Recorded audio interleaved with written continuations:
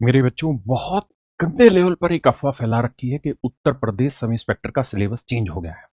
जबकि सच बात यह है कि ऐसा बिल्कुल भी नहीं है। यूपी दरोगा का सिलेबस वही है जो पहले था। जिस रीजनिंग को लेकर बखेड़ा किया खड़ा किया जा रहा, उसी पर आज आपको सिलसिलेवार तरीके से जवाब दे रहा हूं। क्योंकि हम दरोगा में सबसे ज्यादा बच्चे सेलेक्ट कराने का इस बार एक मुहिम उठा चुके हैं। इसलिए एक एक चीज की नीट एंड क्लीन क्लैरिटी मैं आपको देने जा रहा हूं। देखो मेरे भाई, ये है आपका सिलेबस 2025 का और ये सिलेबस है 2021 का। 2021 में क्या था कि ये लिखा रहता था 100 नंबर, यानी 400 नंबर का पेपर। ये नहीं दे रखा था कि क्वेश्चन कितने कितने। इस बार अच्छी बात हुई है, 2025 में इन्होंने इस बात को क्लेरिफाई किया था कि 40 क्वेश्चन हम देंगे और 400 नंबर देंगे। एक कंफ्यूजन बहुत सारे बच्चों को होता है और वो ये रहता है। पहले मैं सामान्य हिंदी बताता हूं। सामान्य हिंदी में मेरे बच्चे ध्यान से देखना, जो सिलेबस 2025 में है सेम वही सिलेबस आपका 2021 में था।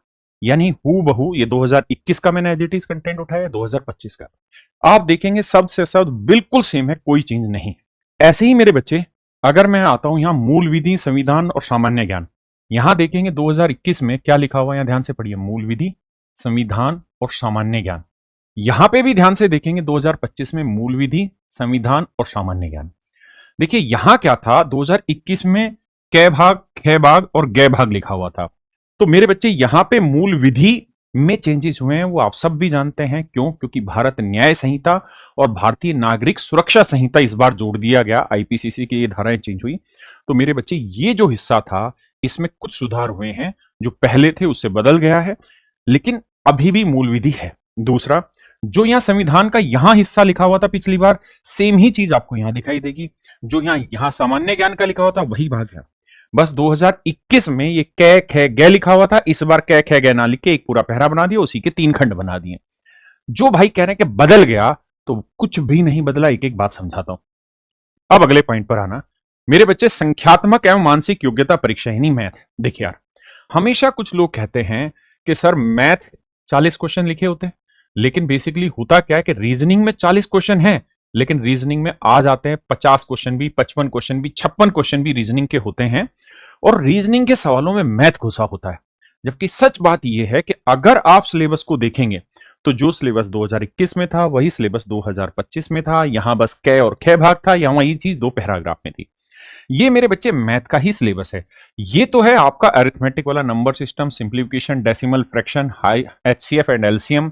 उसके बाद मेरे बच्चे ratio, proportion, percentage, profit and loss, discount, simple interest, compound interest, partnership, average, time and work, time and distance, use of tables and graphs, mensurations, arithmetical computations and other analytical functions. ये मेरे बच्चे arithmetic का syllabus है।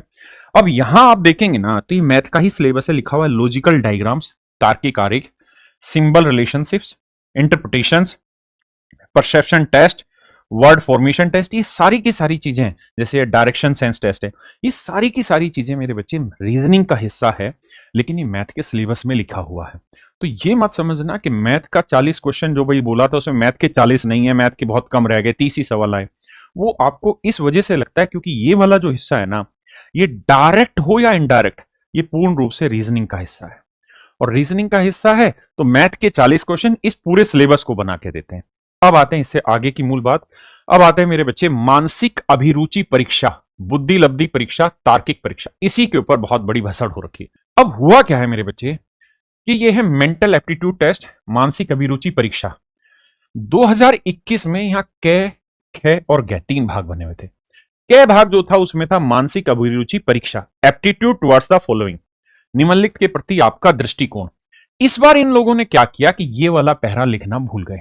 यहां पे ये पहरा लिखा ही नहीं, ख भाग पूरी तरीके से लिख दिया और गै भाग पूरी तरीके से लिख दी, यानी ये दोनों के दोनों पहरा लिख दिए, ये वाला पहरा लिखना भूल गए। तो मेरे बच्चों, पहली बात, इस बात को ध्यान से समझो, ये गलती है केवल और केवल एक प्रिंटिंग एरर की। कारण क्या है, अगर आप यहां ध्यान से देखोगे तो यहां लिखा हुआ है मानसिक अभिरुचि परीक्षा, यहां मेंटल एप्टीट्यूड टेस्ट यहां लिखा हुआ है। ठीक है, यहां पे भी मेंटल एप्टीट्यूड टेस्ट लिखा हुआ है। अगर इनको मानसिक अभिरुचि नहीं पूछनी होती तो मेरे बच्चे यहां कभी भी मानसिक अभिरुचि नहीं लिखी रहती। जो है वही की वही सेम है। यहां देखोगे बुद्धि लब्धि परीक्षा, ये बुद्धि लब्धि परीक्षा का सिलेबस दे रखा है। यहां देखोगे तार्किक परीक्षा, यहां सिलेबस दे रखा है। यहां गलती से इन्होंने मानसिक अभिरुचि को इस बार मेंशन नहीं किया। मेरी यहां पे भैया Uttar Pradesh police recruitment board से हाथ जोड़ के रिक्वेस्ट है कि आपसे ये जो छोटी सी गलती हो गई और जिसे कुछ लोग बहुत बड़ा हुआ बना रहे, इस गलती को आप सुधारिए। वैसे भी आप एक बात समझिए, ये मानसिक अभिरुचि परीक्षा एक ऐसा सब्जेक्ट है रीजनिंग का जिसकी पुलिस के हर सेकंड में जरूरत होती है, हर वर्दी के खून में ये चीज शामिल होनी चाहिए। ये केवल और केवल पुलिस वालों के लिए ही बहुत जरूरी है। कारण बताता हूं क्यों। अब मैं ऐसा इसलिए कह रहा हूं कि इन चैप्टरों को देखिए, ये मानसिक अभिरुचि का सिलेबस है मेरे बच्चे। अगर आप ध्यान से समझ पाए तो आप इन बातों को बहुत गहराई से समझेंगे कि क्यों जरूरी है। देखिए, यहां पहला है ability to adapt, basic law, communal harmony, contemporary police issues and law and order, crime control. मेरे बच्चा आप बताओ, क्या पुलिस की नौकरी करोगे तो जेंडर सेंसिटिव नहीं होना चाहिए आपको? क्या आपको contemporary police issue and law and order के बारे में ज्ञान नहीं होना चाहिए? क्या आपको सांप्रदायिक सौहार्द के बारे में ज्ञान नहीं होना चाहिए?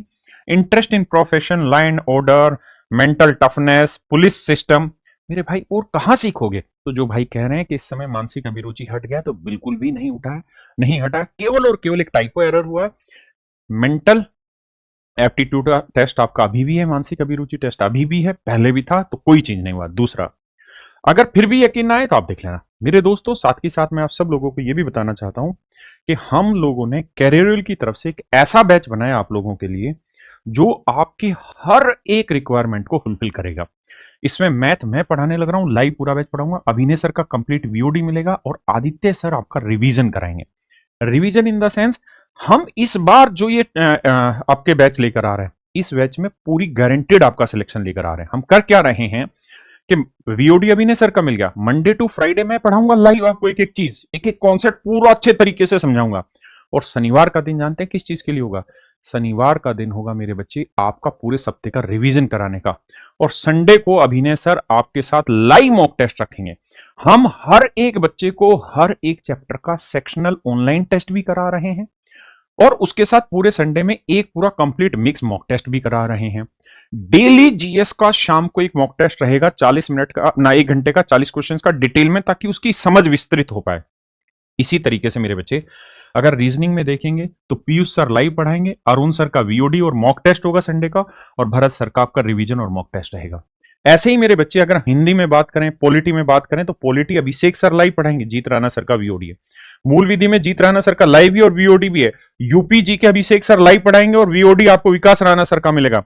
मतलब हर एक सब्जेक्ट में मैंने 3-3, 4-4 टीचर उतारे हैं ताकि आपके लिए इतनी सी भी कोई कसर ना बच जाए।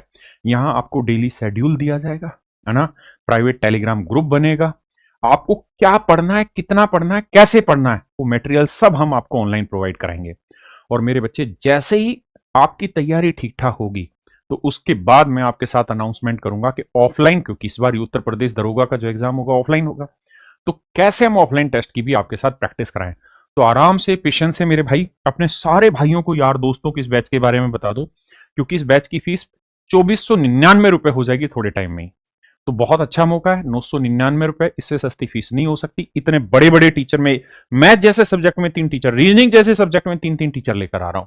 नमस्कार मेरे बच्चों, धन्यवाद।